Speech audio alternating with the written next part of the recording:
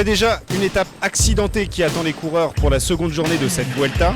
Le départ a été donné à Marbella. L'étape de 163,5 km débute par un col de deuxième catégorie qui devrait permettre à une échappée de se dessiner. L'arrivée sera jugée juste après le sommet de la dernière difficulté du jour, au Caminito del Rey, un col de troisième catégorie. Une étape difficile qui devrait être un terrain de jeu idéal pour les punchers. Une fois le départ réel donné de la deuxième étape, plusieurs coureurs profitent de la première difficulté du jour pour s'extraire du peloton. On y retrouve le spécialiste des échappées, Thomas de Gendt. Il est accompagné de 7 autres coureurs, dont le français Pierre Rolland. Le maillot rouge, Rohan Dennis, reste quant à lui bien au chaud dans le peloton. Le thermomètre a affiché jusqu'à 35 degrés cet après-midi, alors que les coureurs déambulent entre les splendides montagnes andalouses. Une étape difficile donc, et c'est le coureur australien Richie Porte qui est l'un des premiers à lâcher prise. Au premier passage sur la ligne d'arrivée, il reste encore une boucle vallonnée de 72 km à parcourir pour les coureurs. À l'avant, à la surprise générale, c'est le Belge Thomas de Gendt qui rend les armes en premier, alors que Alexis Goujard tente de donner un second souffle à l'échappée.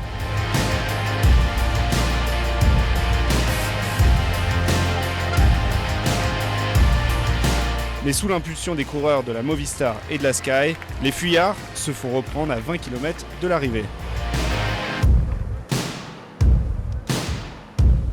Le rythme à l'avant de la course est très soutenu, mais entouré de son équipe, le maillot rouge est distancé et se retrouve dans un second peloton.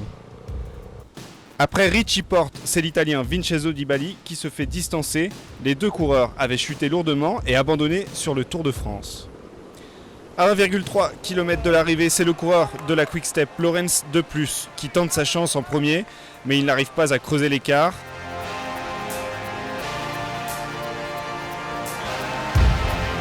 Aux 500 mètres, Valverde, avec dans sa roue Kwiatkowski, décide d'y aller à leur tour. C'est donc un sprint entre les deux coureurs qui se dessinent.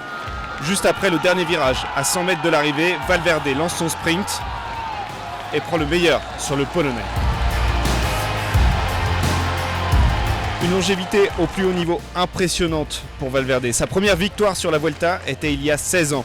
Et c'est aujourd'hui la 10e fois que Valverde franchit la ligne en vainqueur sur le Tour d'Espagne. Je suis très content car ça fait un peu de temps que je n'avais pas gagné sur la Vuelta. Je voulais vraiment gagner et y arriver directement dès la seconde étape, c'est vraiment incroyable. Au classement de l'étape, Michał Kwiatkowski est encore second aujourd'hui, dans le même temps que Valverde. 3 secondes derrière, c'est Laurens De Plus qui prend la 3e place. Le maillot rouge change d'épaule aujourd'hui, c'est Michał Kwiatkowski qui s'en empare. Valverde est quant à lui à 15 secondes.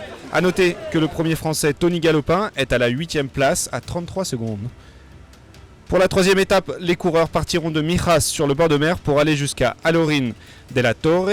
Une étape qui devrait sourire aux sprinteurs, mais ils devront tout de même passer les nombreuses difficultés du jour.